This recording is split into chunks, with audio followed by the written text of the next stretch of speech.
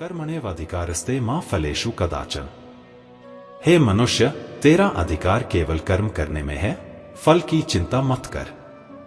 नमस्कार भक्तों, स्वागत है आपका दिव्या कथा में, जहां हर शब्द श्री कृष्ण की प्रेरणा बनकर आत्मा को छू जाता है। आज की कथा है सहनशील बनो, सफलता तुम्हारे कदम चूमेगी। भक्तों, जीवन का हर व्यक्ति किसी न किसी कठिन दौर से गुजरता है। कभी हालात हमारे खिलाफ हो जाते हैं, कभी अपने ही लोग हमें समझ नहीं पाते, और कभी समय ऐसा लगता है जैसे ठहर गया हो। लेकिन याद रखिए, जो इंसान सहना सीख जाता है वो जीतना भी सीख जाता है। सहनशीलता कमजोरी नहीं, यह आत्मा की सबसे बड़ी शक्ति है। जिसने अपमान, दर्द, असफलता और तकलीफ को शांति से सह लिया, उसे कोई शक्ति झुका नहीं सकती। सहनशील व्यक्ति का मौन बहुत कुछ कहता है। वो हर चोट को मुस्कान में बदल देता है। कभी कभी लोग हमें नीचा दिखाते हैं, बुरे शब्द कहते हैं, हमारे पीछे बातें करते हैं, लेकिन जो शांत रह जाता है वो जीवन की सबसे बड़ी परीक्षा पास कर लेता है। एक दीपक हमेशा हवा में जलता है। हवा उसे बुझाने की कोशिश करती है, पर वह झुककर भी अपनी लौ को जलाए रखता है। वो दीपक क्या कहता है? मैं बुझने नहीं आया हूं, मैं प्रकाश फैलाने आया हूं।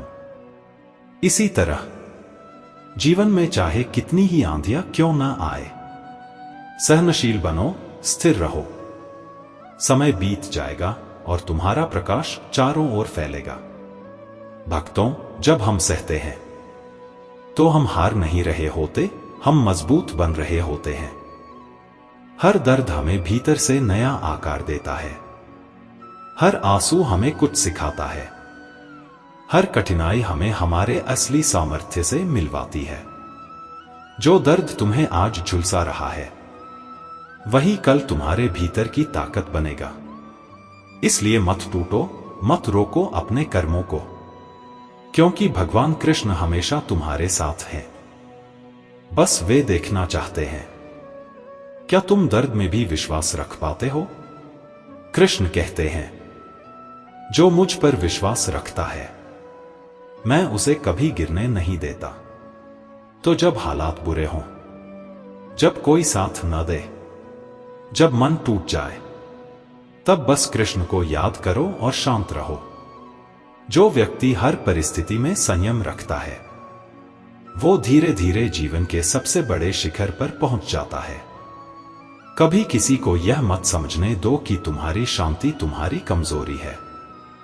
सहनशील व्यक्ति सबसे बड़ा विजेता होता है, क्योंकि वो खुद पर नियंत्रण रखता है। कभी कभी जीतने का सबसे अच्छा तरीका होता है कुछ भी न कहना, बस सह लेना, क्योंकि वक्त खुद बोलता है। जो आज सह रहा है, कल वही चमकेगा। भक्तों, कभी जीवन में जो कुछ भी हो रहा है उसे बुरा मत समझो। हो सकता है वह तुम्हें किसी बड़ी सफलता की राह पर ले जा रहा हो। श्री कृष्ण की योजना हमसे कहीं बड़ी होती है। हम सोचते हैं, क्यों मेरे साथ? लेकिन कृष्ण कहते हैं, क्योंकि मैं तुझे और मजबूत बना रहा हूं। इसलिए जब दर्द मिले तो शिकायत मत करो, बस मुस्कुरा कर कहो, धन्यवाद कृष्ण, मुझे सहने की शक्ति देने के लिए। भक्तों, सहनशीलता एक साधना है।